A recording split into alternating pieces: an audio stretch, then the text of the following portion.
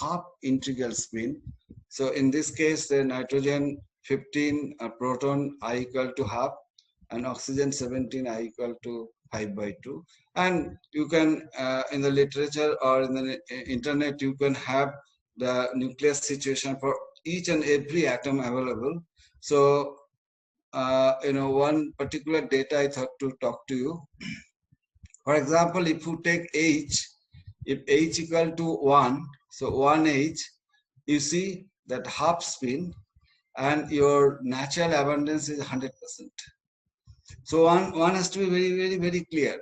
Not only the effective spin, either integral or half integral, but also their natural abundance. That is also very important. If small amount of effective nuclei is there, that won't be visible. For example, carbon. If you take carbon 12, I equal to 0. Okay. But if you take carbon 12, always contain slight amount of carbon 13. That is 1%. And carbon 13 I equal to half. Now the question is whether it would be reflected in the APR in terms of hyperfine or super hyperfine. Well, you may miss it. If you have a very well resolved spectral profile, you may see it as noises. Okay, just simple noises. I will explain all these things. So you have to consider both the things together. One, your effective nuclear spin for that particular atom, what you are trying to deal with, and also its natural abundance. For example, as I said, that proton, it is 100%, so you will never miss it. But on the other hand, if you consider 2H, you would see just less than 1%, 0% or sort of thing, almost invisible. Similarly, if you go for carbon, as I said, for 13, it is 1% half spin. So mostly you would miss it. Nitrogen 14, you see that one nucleus spin 100%. So there is no question of missing. And nitrogen 15, that is half, it's not bad, 0.3. So you may not miss it. That I would like to say that way.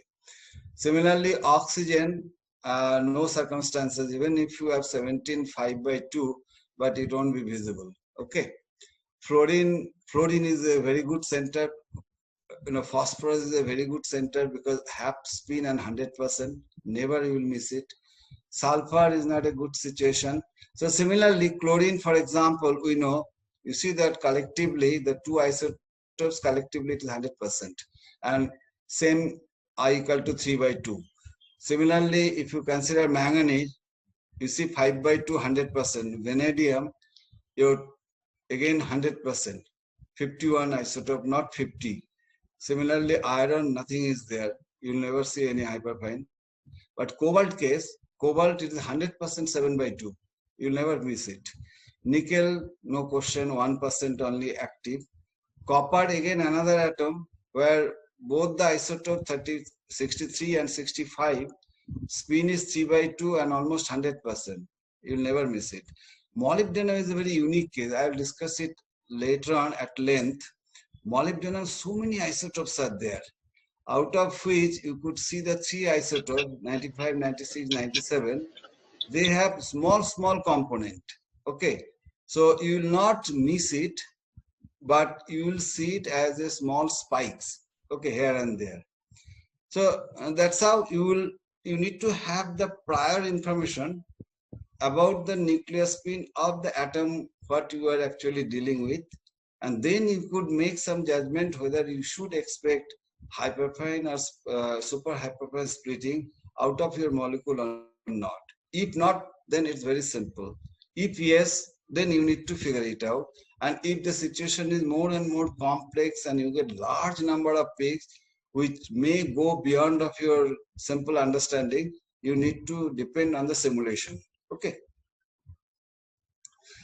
Now, let us take the simplest example, that is called 1H proton. As already I said, that 1H I equal to I am talking about I equal to half, and 100%. So you'll never miss it. So if we simply consider ms, only the unpaired electron, then you will have ms value minus half and plus half. And then you can expect to have one line based on the selection rule, what you consider ms plus minus 1, as we said over here, that is d beta h. Okay, and you'll get one line, but actually you'll be getting two lines. Why you'll be getting two lines? Because each ms level would be further splitted by this mi plus minus, and the energy profile would be opposite. Already I talked about. So plus minus minus plus, and then you can expect to have the transition based on the mi. What is the mi?